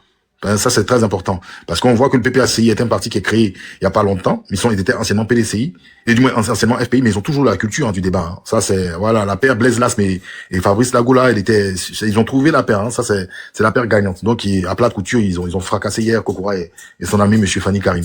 Et vous avez vu comme monsieur Fanny Karim même disait le supposé père de Gbagbo, parce que Gbagbo n'aurait pas de père, ou peut-être il est malien, comme il dit sur les panels. Quand vous êtes maire, quand vous êtes représenté de la République, ne vous comportez pas comme si vous êtes dans un marché. C'est pas digne. Et qu'est-ce que je voulais dire pour finir? C'est dommage que Dr Ibra soit parti, parce que Dr Ibra aussi essaie de penser, il pense que c'est quand en parlant comme un occidental, en ayant de la répartie, en parlant calmement, avec le fameux mot factuel qu'ils emploient tout le temps, qu'on est convaincant. Son arnaque, en fait, en ce qui concerne la CEI et la RLE, ça ne tient pas la route. Si vous avez, en fait, tenu une RLE, vous avez fait une RLE au mois de juin. Vous avez fait la RLE au mois de juin. Vous avez en fait les parrainages sur en fait une liste provisoire. C'est toi-même qui viens de le dire, tu le dis. Et les partis politiques ont décidé en fait de faire autrement. Mais malgré cela, Alassane Ouattara a été élu en 2020. C'est-à-dire qu'il y a une pratique qui est illégale. Toi-même, tu reconnais qu'elle est illégale. Elle ne fonctionne pas. Mais Ouattara a été élu. Et son mandat continue jusqu'à maintenant. Donc, il n'y a pas de cohérence dans ce que vous dites. Et il n'y a pas de période fixe en ce qui concerne, en fait, la révision d'une liste électorale. Techniquement, on ne peut pas nous déterminer parce qu'on n'est pas des techniciens. Ce sont les techniciens qui font la révision de la liste électorale. Donc, quand vous parlez, en fait, faites très attention. Je vais vous dire quelque chose. Le problème de la liste électorale, en fait, c'est intéressant. Parce que le cas Gbagbo, c'est une arnaque, hein, politique, hein, juridico-politique. Nous, on l'a mis de côté. En fait, si on fait une révision de la liste électorale, il y a un problème. Parce que Tidjane Thiam sera sur la liste.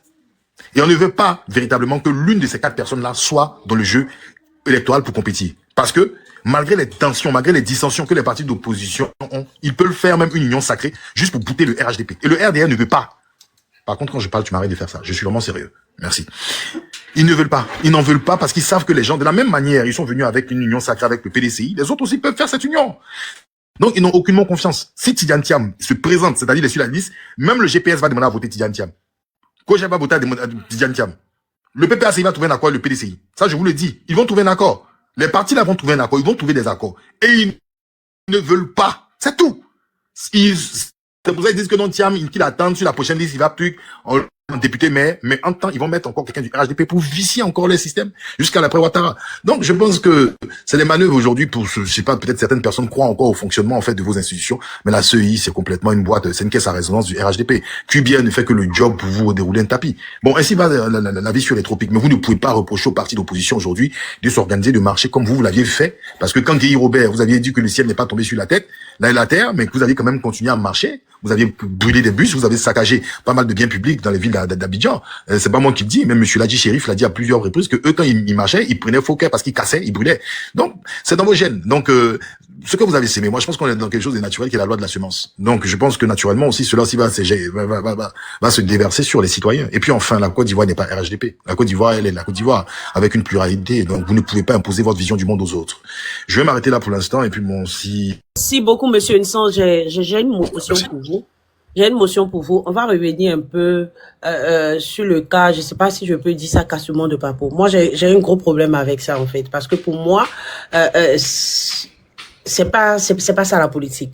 Voilà. Mais il y a quelque chose qui m'a intrigué dans ce cassement de Papo qu'on a assisté pendant le débat télévisé. En fait, On le voit tout le temps à la télé, les messages qui passent, qui disent faites attention à ce que vous dites et autres. On connaît aussi la définition, sinon, je ne sais pas si je peux me permettre, par rapport à la diffamation, atteinte à l'honneur. Et j'ai vu depuis hier des personnes en train de mettre dans les commentaires porter plainte, porter plainte. Le truc qui m'intrigue, c'est quoi? C'est que on sait que la diffamation, qu'elle soit vraie, c'est-à-dire ce que tu dis, qu'elle soit vraie ou fausse, c'est la diffamation, c'est atteinte à l'honneur. On est d'accord. Donc, on se permet pas de dire n'importe quoi, que ça soit privé, surtout dans le cadre du privé. On est d'accord. Mais on peut pas, bon, je vais accorder le bénéfice du doute à l'intervenant qui a cassé le papeau puisqu'il n'est pas résident en Côte d'Ivoire. Donc, je lui ai dit qu'il ne sait pas. Mais ceux qui savent, qui se permettent de dire, de porter plainte, je ne comprends pas parce que pour moi, c'est clair que c'est une diffamation. Pour moi, c'est clair que c'est une diffamation. Et est-ce qu'il y a des personnes qui peuvent se permettre de diffamer en plein débat télévisé où les Ivoiriens sont en train de regarder? Est-ce que ces personnes-là sont intouchables ou bien ce sont les citoyens lambda? Ce sont les citoyens lambda qu'on peut coller des plaintes. À qui on peut coller des plaintes? Moi, cette partie-là, sincèrement, ça m'a tellement cassé. Je vais me permettre un peu parce que M. Kokora, franchement, j'avais de l'admiration pour lui. Voilà, en termes d'arguments un peu dans les débats, mais ça m'a tellement cassé la diffamation comme ça, en plein débat télévisé. Je veux savoir, est-ce qu'il y a des personnes qui sont intouchables quand ils diffament? Je veux savoir. Exactement, madame. Ça, je vais vous le dire, je vais vous donner par exemple. Vous voyez souvent quand je m'exprime et quand je dis à certaines personnes, j'étais en Côte d'Ivoire parce que beaucoup de gens quand ils m'entendent, ils disent mais lui, c'est normal, il n'est pas en Côte d'Ivoire. En Côte d'Ivoire, ceux qui disent ça, il y a deux catégories. Il y a une catégorie en fait de ceux qui sont au pouvoir parce qu'ils se disent non, lui il va se faire choper. Ce qu'il dit là, lui c'est un mec qui va se faire gauler, il va se faire choper. Et puis l'opposition, ils ont peur pour ma vie. Ah, tu dis des choses, ça passe pas. Est-ce que vous comprenez? Et pourtant, quand je m'exprime, le plus souvent, à 99,99% de mes propos sont accompagnés de sources, madame. Parce que de telle sorte que si on m'interpelle, je dirais, bah écoutez, voilà, c'est sourcé, c'est documenté. Moi, je ne fais que relayer, en fait, les dires, voilà, d'une source. Mais malgré ça, les gens ont peur. Que ce soit sourcé ou pas, ils se disent, non, les gars, ça, c'est pas comme ça fonctionne. Et ceux qui soutiennent le parti au pouvoir, ils te disent, mais il faut venir au pays, tu vas dire ça. Mais pourquoi ils disent ça? Est-ce que ma situation géographique implique, d'accord, la responsabilité de mes propos, chère madame? C'est pour vous dire, en fait, que il y a des façons de s'exprimer en Côte d'Ivoire. Il y a ceux qui sont intouchables. Vous savez, il y a une police qu'on appelle la PLCC, la police de la lutte contre la cybercriminalité. Souvent, elle interpelle des gens pour des propos qui sont irrévérencieux, qui attisent la haine, qui apportent la division ou même des menaces. Mais chère madame, vous êtes sur le microcosme, vous entendez tout ce qui se dit. Mais bizarrement, il y a des gens qui ont une certaine étiquette, qui se rapprochent du parti au pouvoir, ne seront jamais inquiétés. Mais amusez-vous, par exemple, à faire des vidéos à caractère virulente contre le gouvernement. Vous allez vous faire gauler avec plaisir à la PLCC. Donc, c'est un tri sélectif qui ne dit pas son nom. Je vais prendre le cas de le docteur Israël Ngouran. Je ne sais pas si vous vous rappelez de lui. Le docteur Israël Ngouran parlait en fait d'un aspect historique de la Côte d'Ivoire en ce qui concerne les populations du Nord et les étrangers. Il faisait une vidéo sans insulter, mais il était appréhendé en direct et ça a été montré à la télévision ivoirienne. Et il allait à la MACA, de l'époque, et aujourd'hui la PPA. Donc, c'est des faits, chère madame. Je vais vous dire qu'il y a un tri sélectif. Il y a des personnes qui vont parler avec virulence de certaines personnalités politiques, que ce soit Bédié ou Gbagbo et autres. Elles n'auront rien. Ils ont un parachute doré, ils sont ultra protégés. Et puis, on a une catégorie de gens, quand ils parlent de monsieur Ouattara, ou ils peuvent parler même d'une personnalité, hop, ils se font gauler, ils se font choper. Donc, chère madame, je peux vous dire que le véritable problème en Côte d'Ivoire qu'on a, quand on est au pouvoir, on a une force, une certaine force, un certain totem d'immunité comme dans Koh Lanta, d'accord? On se sent un peu fort, on se sent pousser les ailes. Et puis bizarrement, quand on est au pouvoir aussi, on croit beaucoup aux institutions de l'État. On ne reproche rien à la justice fonctionne normalement, la CEI, c'est la lune de miel, tout est nickel. Mais quand on est dans l'opposition, on est complètement opposé à tout ce qui se fait. Et moi, je prends cela, quand je le dis, je prends le RDR comme exemple. Le RDR était contre tout en Côte d'Ivoire quand ils étaient opposants, même l'air qui soufflait. Et même dans les matchs de football, ils priaient même que, par exemple, l'équipe de Côte d'Ivoire, si elle joue la finale, qu'elle ne gagne pas parce que sinon ça sera la victoire de Gbagbo. Donc, vous voyez, on est passé à un stade d'animosité en Côte d'Ivoire qui est truc. Donc, il y a certaines personnes qui sont dans une certaine hypocrisie. Moi, je suis pas quelqu'un d'hypocrite. C'est-à-dire, pour moi, quand je vois une merde, je dis que c'est une merde. Quand je vois, par exemple, un fruit, je dis que c'est un fruit. Quand je vois une fleur, je dis que c'est une fleur. Donc, aujourd'hui, on est dans une hypocrisie vous verrez que, vous-même vous aviez dit, des gens sont sortis des insanités, des balivernes, mais n'ont jamais été interpellés. Tidiane Thiam, vous vous imaginez quand vous dites que Oufouette aurait payé les diplômes de Tidiane Thiam, c'est mettre en doute sa crédibilité déjà morale et professionnelle de son parcours. N'oubliez pas que Tidiane Thiam a dirigé le BNET, le Bureau national d'études, d'accord, développement technique. Il a aussi été ministre des infrastructures en Côte d'Ivoire. Donc la Côte d'Ivoire, en fait, des gens peuvent falsifier leur diplôme et puis venir à la tête, d'accord, d'un ministère et se donner une personnalité. Mais jamais ce monsieur a été inquiété. On n'a même pas besoin de porter plainte. On pourrait lui dire, fais attention, l'appel CCS sert à quoi? Mais écoutez, montrer une en plein Marcory, en train de faire une vidéo où il critique, par exemple, la politique urbaine de la ville de monsieur Ouattara, en plein direct, vous verrez quelqu'un qui va me foutre une taloche ou une claque, ou même dire, ah, c'est toi, Nsan, aujourd'hui, on va te faire la peau, ou simplement, vous verrez, en fait, sur Facebook, les gens vont mettre urgent, Nsan interpellé par l'appel CC. Bon, voilà.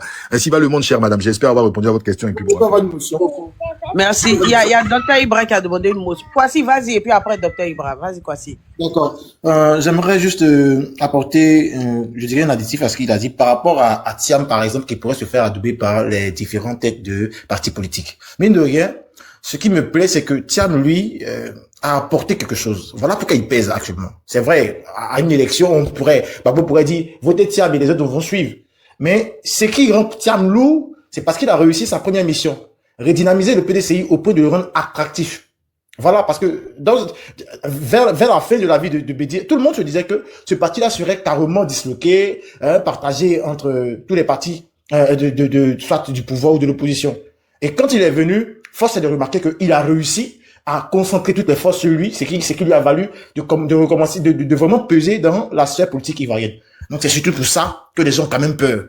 Parce que les chiffres qui sont annoncés actuellement au PDCI, c'est 70 000 nouveaux adhérents. C'est pas rien. En moins de 1 an, 6 mois, c'est vraiment pas rien, sérieusement. Voilà.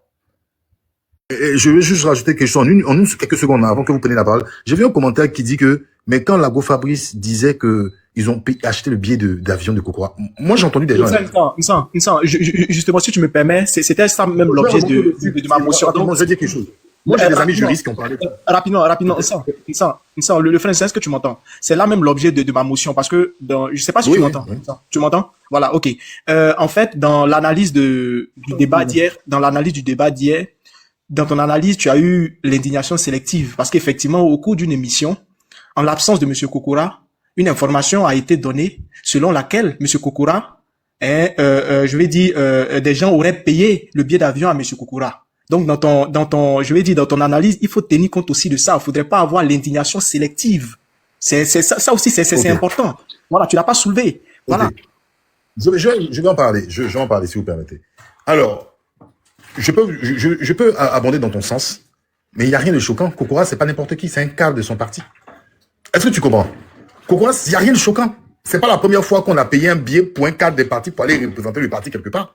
Ou même, ça peut faire partie même des notes de frais. Tu prends même toi-même tu achètes ton billet, et puis comme tu pars en mission pour le parti, tu soumets en fait ton billet en ND de frais. Ça, c'est pas, je peux être d'accord avec toi, si c'est frustrant pour Kokora, personnellement, il a pris. Mais pour moi, Kokora est un cadre d'un parti. Quand il se déplace par moment, il est normal que son parti débourse des choses. Mais quand on dit, monsieur Ahmed Bakayoko, ministre de l'Intérieur de monsieur Alassane Draman Ouattara, écoute bien, par mois, verse 3 000 €. 1 000 €, ça fait 660 000 francs CFA. Fois 3. Près de 3 600 000 par mois, monsieur Lago Fabrice. Mais attendez, vous-même en tant que militant du RDR, ou du RHDP là, ça doit vous indigner d'abord. Quel est le lien de Lago Fabrice et d'Ahmed Bakayoko pour que Ahmed Bakayoko verse 3 600 000? D'abord, nous, en tant que citoyens, non affiliés à un parti politique, mais qui est Ahmed Bakayoko? D'où viennent les 3 600 000, sachant que le salaire d'un ministre en Côte d'Ivoire est de 4 millions, 5 millions. Nous, on se pose la question d'abord. OK? Voici les questions essentielles qui sont importantes. Et maintenant, d'où tire-t-il, la source de son information? C'est ce que hier j'ai dit à Daouda. D'où tire-t-il la source de son information, la crédibilité de son information? Parce que je suis peur de venir faire du sensationnel. Si on fait du sensationnel, ça biaise complètement le débat. Il faut avoir des éléments importants. Mais il a dit à madame Evelyne Débat, j'ai les sources dans mon téléphone. Et moi, personnellement, je souhaite que monsieur Nzi Kokora Bernard puisse étaler ces sources-là. Je l'ai dit à Daouda. J'ai dit à Daouda, convainc-le qu'il puisse, au moins s'il le fait, il va casser le PPACI et casser la personne de Fabrice Lacou. Non, nous attendons. Donc, n'allons pas dans des diatribes inutiles. Et puis, je pense qu'à partir de cela, comme madame Elisa l'a dit, ça permet d'élever le débat. Parce que tout le monde, moi, je vais venir dire que moi, mon père est Superman. Mais quel est l'intérêt? Si je te dis, bon, Superman, c'est un personnage imaginaire. Mais je peux te dire encore d'autres choses graves. Et si j'ai pas de sous, j'ai pas d'éléments, ça biaise complètement le débat. Ça biaise complètement le débat. Parce qu'on doit parler comme des gens sensés avec des éléments de preuve. Donc, je suis d'accord avec toi, docteur Ibra, que monsieur Fabrice Lago n'avait pas à dire cela. Je le répète.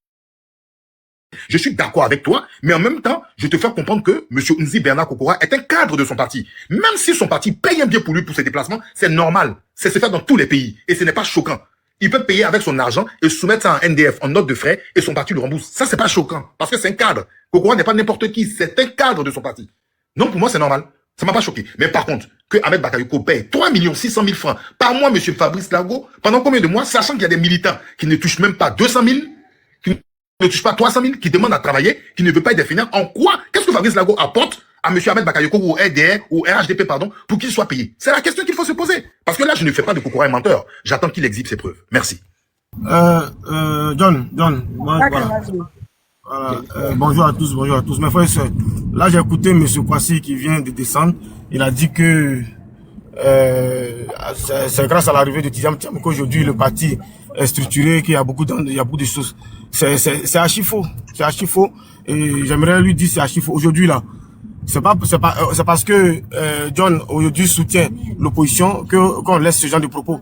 Voilà. C'est parce que John soutient aujourd'hui l'opposition qu'on laisse ce genre de propos mensongers. Donc comme il est descendu, je ne vais pas épiloguer là-dessus. Concernant Père à son âme, Ahmed Bakayoko, je pense que franchement, les gens doivent laisser. Charlie. Les gens doivent. Allô, tu m'entends? Non, attends. C'est pas par rapport. Là, il y a stationné. C'est pas par rapport à ton discours que je veux parler. Ça n'a rien à voir. Vas-y. Que John, là, franchement, faut te mettre à l'aise. Ici, là, modérateur ou pas modérateur, lui-même, là, tout le monde est dans le débat. Donc, si tu vois quelqu'un, quelle que soit la personne qui attaque ton mentor, tu défends ton mentor aussi. Franchement, moi, sur ce coup-là, parce que chaque fois, tu es mal à l'aise, non, par rapport à John, non, si c'est pas John, non. Non, faut te mettre à l'aise. Reste concentré sur ton sujet. Tu es là pour défendre ton leader, quelle que soit ta modération. C'est Elisa seule sur le panel, là, qui est neutre. À part Elisa, là. Bon, John, il n'est plus neutre, parce que John, maintenant, là, il avait Bion. Et puis, il soutient l'opposition. Alhamdoulilah, nous avons une grosse tête. Moi, en tout cas, je m'en réjouis. Voilà. Maintenant, en tout cas, voilà ce que je voulais te dire. Sinon, c'est pas par rapport à ton... Vas-y. Ok, merci bien. Donc, les frères, c'est tapoter, vous voyez, ça descend là, tapoter. Voilà. Donc, je veux dire à M. Kwasi que Tidam Thiam n'a jamais rien apporté au PDCI. Il a apporté la division. Voilà. Je veux dire aujourd'hui, si John n'interagit pas par rapport à ton propos, c'est parce qu'il est dans l'optique de soutenir l'opposition via cette liste électorale. C'est tout. Sinon, il a apporté que la division au PDCI. Et voilà. Et c'est le PDCI qui a tout le temps envoyé cette guerre tribale en Côte d'Ivoire à travers le concept d'ivoirité. Tout le monde le sait. Maintenant, concernant le ministre Ahmed Bakayoko, premier ministre à son âme, j'aimerais pas que les gens salissent son nom à longueur de journée. Voilà. Laissez le ministre Ahmed Bakayoko reposer en paix. Laissez reposer en paix. Et moi, je ne suis pas d'accord qu'on aille sur les plateaux télé et mentionner tout le temps le nom de feu Ahmed Bakayoko. Comme si il est l'ennemi de la Côte d'Ivoire. Ahmed Bakayoko a toujours aidé voilà, son prochain. Mais ne mentez pas sur lui pour dire qu'il paye ça. Il a payé le salaire de quelqu'un par mois. Non, ça c'est de salir la mémoire du ministre Ahmed Bakayoko. Là, je parle accepter. Voilà. Ceux qui disent ça, en tout cas, allez leur dire, Charlie Bakayoko, vous salissez la mémoire de feu Ahmed Bakayoko. Il a l'habitude d'aider tout le monde, y compris les artistes ivoiriens. Les artistes qui sont tous bords confondus. Parce qu'aujourd'hui, on a des artistes qui sont des politiciens. Les artistes, dans leur fond intérieur, sont des politiciens. Mais en bas, aider tout le monde. Mais payer le salaire de quelqu'un par mois, là, c'est du mensonge. Qui vient nous montrer les preuves. Ils vont venir nous dire que le ministre Ahmed Bakayoko était contre le pouvoir. Parce que s'il alimente ses opposants là financièrement, ça veut dire il est contre son propre pouvoir. Et ça, c'est méchant. C'est méchant. Et moi, c'est ce que voilà, j'aimerais souligner pour dire aux gens, parlez des vivants. Parlez des vivants. N'ayez pas peur de parler des vivants. N'ayez pas peur. Voilà, laissez l'âme de notre Ambak reposer en paix. Moi, c'est ce que je peux dire. Et aujourd'hui, l'opposition est dans sa logique. De vouloir défendre leurs intérêts par rapport à la non-inscription sur la liste électorale du président Gbagbo Laurent. C'est leur droit et on ne peut pas leur enlever ce droit de manifester. Voilà. Donc moi, je m'arrête à là. Moi, je suis patriote. Bien vrai, je suis à la saniste, mais je suis patriote. Et donc, je ne tire pas à tout va sur mes frères parce qu'ils revendiquent certaines choses. Je ne suis pas dans la belligérance parce que ça n'apporte rien. Voilà, ceux qui connaissent, ceux qui n'ont pas vécu la crise, ceux qui n'ont pas connu la guerre, c'est ceux-là qui vont parler de guerre. Mais je ne pense pas que le président Gbagbo Laurent va aller prendre une âme quelconque pour venir faire la guerre. Moi, je ne pense pas. Et donc, c'est des propos des politiciens. Et moi, voilà, ceux qui sont à la tête de la Côte d'Ivoire aujourd'hui, ils savent comment faire pour répondre à cela. Nous là, c'est pas ce qu'on va dire sur TikTok là qui va changer quoi que ce soit. C'est pas ce que nous dirons ici qui va changer quoi que ce soit. Chaque homme politique a son calendrier. Voilà, merci. On continue le live. Nina, voilà, donne la parole aux autres. Merci. Charlie, on a monsieur Thiam qui est là, Kevin Thiam, allez-y. Oui, alors Elisa, j'ai entendu tout à l'heure beaucoup, avec tout le respect que j'ai pour... D'abord, je salue tous ceux qui sont sur le panel, je salue ceux qui sont dans les commentaires. Il faut que je rectifie ça assez rapidement. Le grand frère Charlie Parker, quand il s'est prononcé, il a dit que le président Bédié est celui-là qui aura envoyé l'ivoirité. Alors, je vais jouer une vidéo et je vais lui demander si c'est de cela qu'il s'agit ou d'autres choses et qu'il fasse des précisions. C'est une motion même que je vais faire d'abord avant de prendre ma parole. Et ensuite, s'il pourra me donner des éléments de preuve. Vu qu'il a été policier, je pense que sûrement il sait, il était, je vais dire, il sait ce que c'est que recevoir des ordres. Il va nous donner des éléments de preuve. Donc, on va d'abord écouter le président Bédié. Être ivoirien, c'est décider de se reconnaître dans le peuple ivoirien, dans son histoire, sa culture et ses valeurs fondamentales, pour réussir le saut formidable d'une conscience tribale ou ethnique à une conscience nationale. Il faut un ressort culturel et identitaire. Ce ressort doit être solide comme un point fixe et ce point fixe s'appelle l'ivoirité. Celle-ci n'est pas une donnée juridique comme le sont la nationalité et la citoyenneté, contrairement à ce que beaucoup écrivent. L'ivoirité est un concept traduisant un projet culturel pour réaliser une synthèse harmonieuse entre les traditions de nos diverses tribus, ethnies, dans leur quête de modernité. Ce projet, à peine conçu, a été dénaturé artificiellement et placé au cœur d'une polémique amplifiée par des médias affidés et déchaînés. L'objectif de cette polémique est bien sûr politique. Il fallait détourner l'ivoirité de son sens en l'accusant d'être un frein à l'intégration de certaines personnes à la nation. Je voudrais demander ici au frère Parker, est-ce qu'il a compris le message de Bédié? Est-ce qu'il peut nous expliquer? Et puis, dire en quoi est-ce que ce message-là va dans le sens donc de dénaturer la Côte d'Ivoire. Je ferme mon micro et j'attends sa réponse. Salut Kevin. L'audio que tu viens de jouer, ce n'est pas de ça il s'agit, ce n'est pas à ça que je fais allusion. Voilà, tu sais que... Attends. Famille, allons-y à 340. On tapote, le live est en train de chuter. Docteur, démie-toi. Voilà, ne reste pas en pause, docteur, sur le live, s'il te plaît. Famille, on tapote, on prend le cœur orange, on partage, parce que Elisa doit être en déplacement. Sinon, vous ne tapotez plus, famille. Faites monter le live. Le live est intéressant, et puis il y a que de grosses têtes sur le live. On s'en est là, quand même. Hein? Il y a Kevin qui vient de monter. En parlant de ça. Anyway, Kevin et on s'en après, je rentre dans vos inbox. Hein. Merci, Charlie. Vas-y, famille, on continue de tapoter. Merci. Partagez le live, s'il vous plaît. Vas-y, Charlie, pour ta réponse. Kevin, mon frère Choco, en tout cas, ce que tu viens de jouer là, c'est pas de ça. C'est pas de ça qu'il s'agit. C'est pas sur ce discours-là que je fais allusion. Voilà, par rapport à mes propos. Non. Il y a un autre discours. Là, faut bien chercher, tu vas trouver. Là, comme je suis un peu en déplacement, j'allais faire jouer la vidéo, les propos de Bédié sur l'ivoirité. Sinon, ça, ce n'est pas ça. Voilà, c'est ce que je peux te dire. Merci. Ok, merci grand frère. Alors, je suis bien curieux d'entendre vraiment vraiment le soi-disant, en tout cas la vidéo que tu dis détenue de la part du président Bédié. Je suis curieux de cela. Alors, je vais essayer d'expliquer. Quoi, si ton micro, s'il te plaît. Désolé.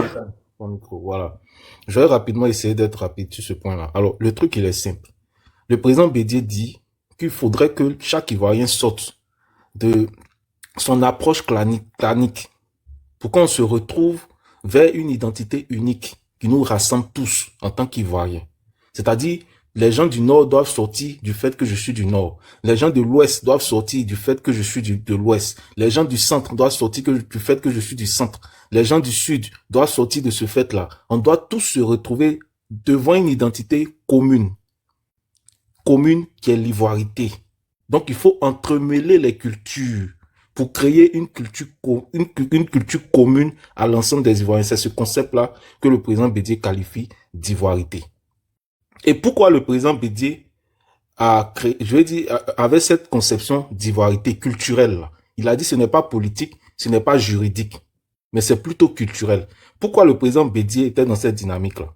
Je vais jouer la vidéo ici de monsieur Abdelkader Sangaré, journaliste à la RTI, qui interrogeait le président Alassane Ouattara. À l'époque, il était premier ministre de la Côte d'Ivoire. Faut bien écouter.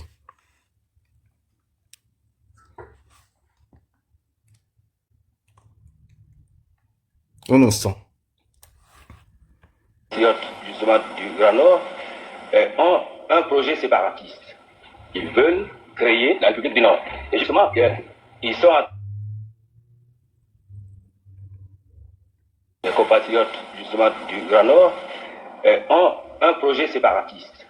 Ils veulent créer la République du Nord. Et justement, ils sont en train de faire circuler un document volumineux qui s'appelle la Charte du Nord. Alors, je voulais savoir comment le Premier ministre s'est défini par rapport à ce projet. Et une question subsidiaire, dans la mesure où les auteurs de la Charte disent que si leur frère Ouattara réussit la mission que le chef de l'État lui a confiée, pourquoi ce ne serait pas lui qui prétendrait à la succession du président Houphouët-Boigny? Alors, Alassane Ouattara est-il partant pour la succession de Dieu? Alors, je vois quelqu'un qui dit de parler de sujet de l'Est. Non, c'est important parce qu'on va pas accepter, la manipulation en Côte d'Ivoire. Il faut rectifier les choses très vite.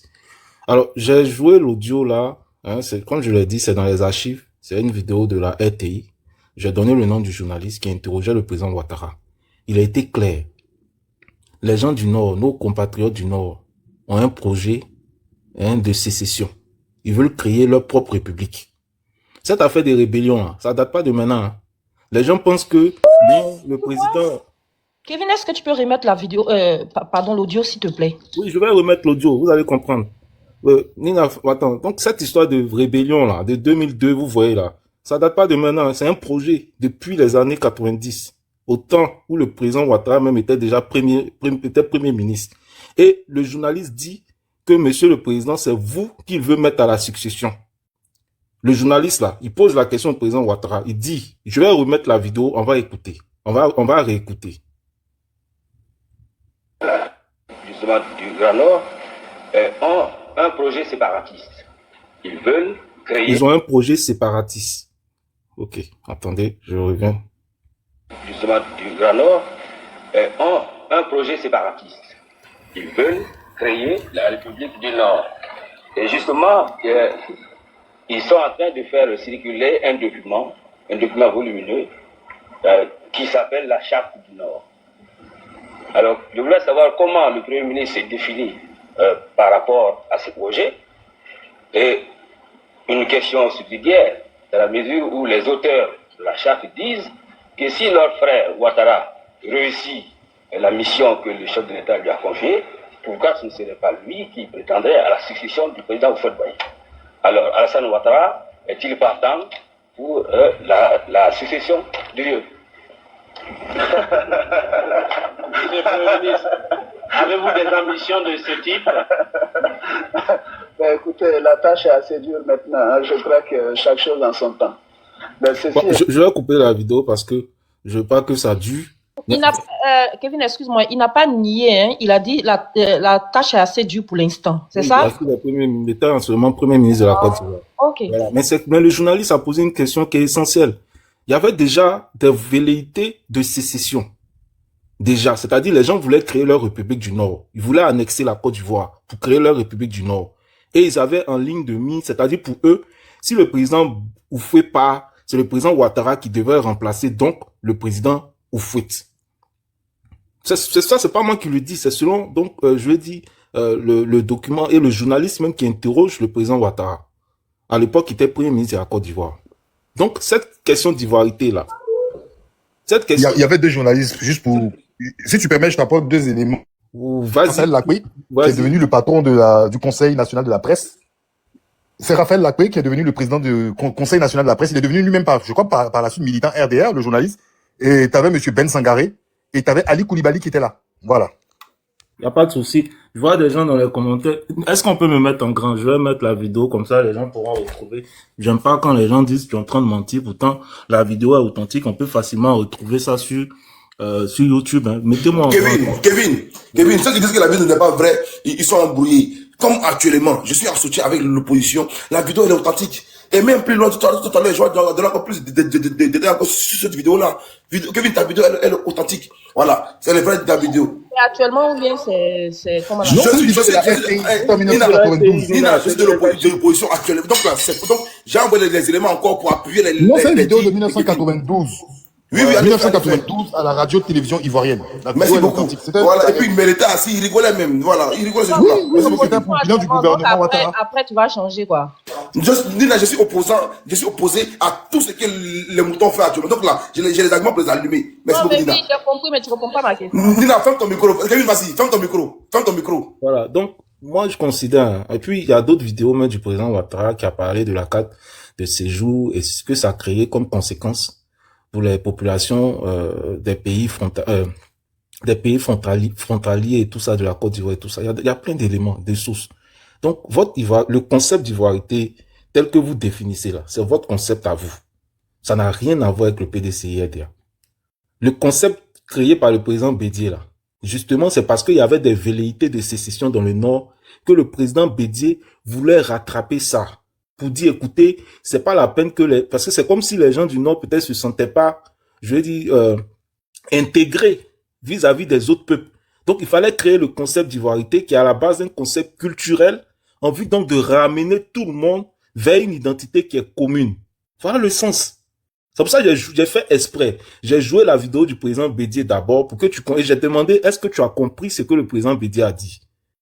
Maintenant, si tu as compris, quelle est la cause? Qu'est-ce qui emmène le président Bédié à s'inscrire dans cette dynamique? Et je te sors maintenant la vidéo de 92 où le président Bédié n'était même pas encore en fonction. Déjà, ça veut dire des gens avaient déjà des velléités. Des gens avaient déjà des velléités. Voilà le problème. Voilà le problème, en fait. Donc, ne montez pas, si vous ne savez pas, vous ne maîtrisez pas des sujets, évitez de continuer dans cette propagande qui, pour moi, n'a pas... Inson, tu veux dire quelque chose? Oui, Kevin, tu peux prendre une autre vidéo aussi, celle de Lamine Diabaté. Lamine Diabaté, c'est traduit en français, il parle en malinké. Ça complète la trilogie, ça fait une trilogie de vidéos que tu tapes Lamine Diabaté. Il a audienné, s'est exprimé. Lamine Diabaté. Et tu vas voir, ça complète cette vidéo de 92 que tu as présentée là. Discours audienné, c'est ça, hein? Oui, Lamine Diabaté, tu vas voir, il parle en malinké, même c'est traduit en français. Et puis tu as dit les paroles, tu vas voir toi-même, tu vas regarder. Et puis tu as dit devant tout le monde, tu vas voir. Pas possible. Mikado. Une seconde, ça s'entend, désolé.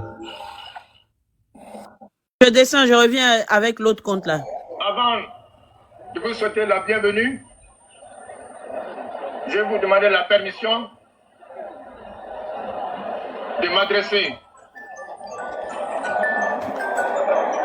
à mes parents d'origine en malinké. Après, on est à une quoi est-ce que là? Nous vous tirons de Mme Mouloua.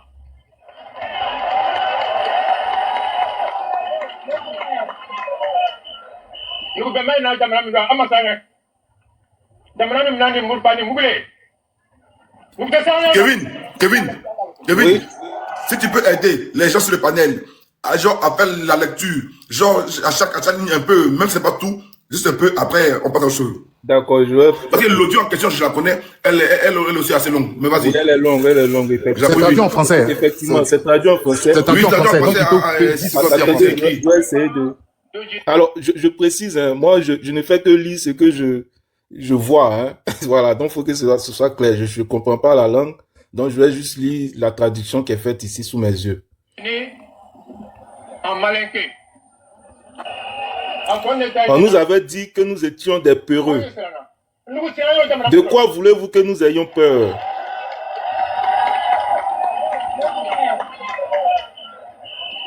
Nos grands-pères n'ont pas eu peur de prendre cette région. Cette région a été prise avec des fusils et de la poudre. Nous ne voulons plus de ces gens. Alors, voici l'explication.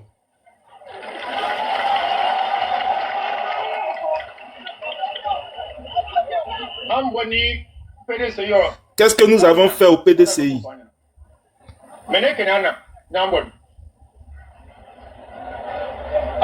D'abord, le manque de respect.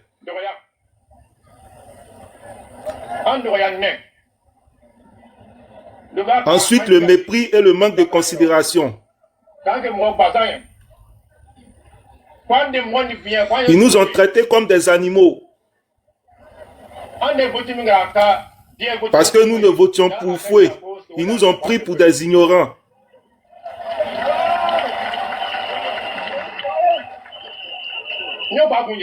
Pourquoi je vous dis cela? D'abord, ils ont appris qu'Alassane a donné une conférence de presse à Abidjan. 92. Avec le journaliste. À la fin de cette conférence de presse, il a été interpellé par un journaliste.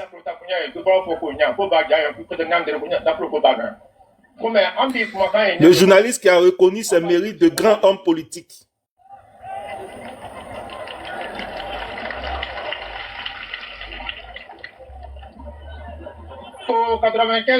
Il a interrogé sur ses intentions pour les élections de 1995.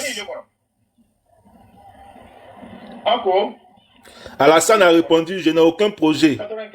Et 1995 est encore loin. Dans 3 ans, j'aviserai.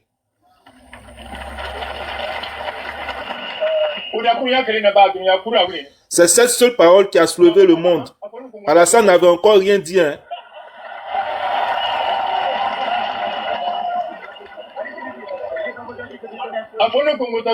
D'avoir simplement dit qu'il allait bientôt parler les a rendus complètement bons. Ils ont organisé une campagne de dénigrement.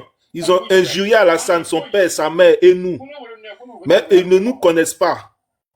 Parce que c'est avec des fusils et des balles que nos grands-pères ont conquis cette terre. Je vais m'arrêter là. Je pense que si je veux continuer, ils ont en train de dire qu'ils n'ont pas peur et tout ça. Bon, bref. Je vais m'arrêter là. Parce que c'est long, je ne peux pas faire la lecture de tout ce qui est dit dans la vidéo, même fait près de 9 minutes. Si on veut, je veux dire une chose, Kevin. Oui. La vidéo a été traduite par ses frères eux-mêmes. C'est eux-mêmes qui ont traduit. Voilà. Donc, faut pas que non. Parce qu'un Chinois ne va pas venir traduire ça pour eux. Non, c'est faux. C'est eux-mêmes qui ont traduit. Donc, ce que tu as lu là, c'est aussi authentique. Merci beaucoup, Kevin. Ouais, ok. Pardon, je suis descendu, je suis revenu. Pardon, faut reprendre. Qui parlait là? Et il parlait pourquoi, s'il te plaît? C'est que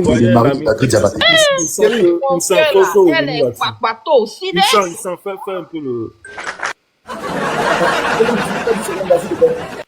Je n'ai pas dit quelque chose. D'après Zouzou qui est la petite soeur de John. Vas-y rapidement. Je pense que normalement dans la même vidéo, quand sa femme a parlé, c'est là qu'elle a dit que si le président Alassane Ouattara est écarté, c'est nous tous alors qui sommes écartés. C'est de là que tout part. C'est surtout de là, c'est eux qui ont censé, comment dire, la population de Guinée. Elle a dit mot pour mot que si Alassane est écarté, alors c'est nous tous qui sommes écartés. Et là, moi, comment j'ai vu ça, sans te mentir, j'étais enflammé. Parce que c'est pourquoi maintenant, il faut les écouter dans la rhétorique. Non, on a été marginalisés, mais pourtant c'est faux. Bon, je me mute. Ok. Au fait, moi, Charlie. C'est là que tout a commencé. Voilà. Alors, si Charlie n'était pas venu sur ce point, moi, j'allais même pas parler de ça. Parce que c'est même pas l'objet du débat. Mais j'ai voulu rectifier des choses. Nous, là, on va pas accepter que la manipulation continue. C'est-à-dire, on va pas continuer à, je l'ai dit, à indexer les autres, à caricaturer les autres, à diaboliser les autres. C'est-à-dire, c'est toujours les autres qui sont coupables. C'est toujours les autres qui sont responsables. En aucun cas, vous avez participé, je l'ai dit, à défigurer ce pays-là. En aucun cas, vous avez une part de responsabilité dans tout ce qui est en train de se passer dans ce pays. Mais je l'ai dit, c'est gravissime. Et nous n'allons pas accepter, je veux dire, vos manipulations. Nous aussi, on est des Ivoiriens, on est témoins de ce qui s'est passé dans notre pays. Donc, à un moment donné, il faut arrêter. Ayons vraiment, c'est pour ça que moi personnellement, j'ai un souci parce que Lorsque le président Ouattara était encore dans l'opposition et qu'il était candidat pour être président de la République, avant 2010, il avait indiqué que lorsqu'il serait président, il allait faire des enquêtes sur toutes les crises que nous avons connues. Sur toutes les crises que nous avons connues jusqu'à aujourd'hui, là, où sont les résultats de ces enquêtes? 15 ans plus tard. On est en train de discuter encore sur les causes du coup d'État. Qui a réellement participé au coup d'État? Qui se Oui. Kevin, actuellement, on est ensemble, donc il ne faut pas qu'on se mente. Kevin, tu sais que tu as fait le droit. Tu as fait le droit. Ok. Si toi, tu me tapes un coup, une casse, et puis moi, je donne l'argent pour aller acheter du matériel par rapport à ça, moi, je suis quoi dedans? Tu es complice? Je suis complice. Merci beaucoup. Zakaria Kone dit mot pour mot que M. Data Ouattara l'a donné chaque mois 25 millions. Il est quoi dans la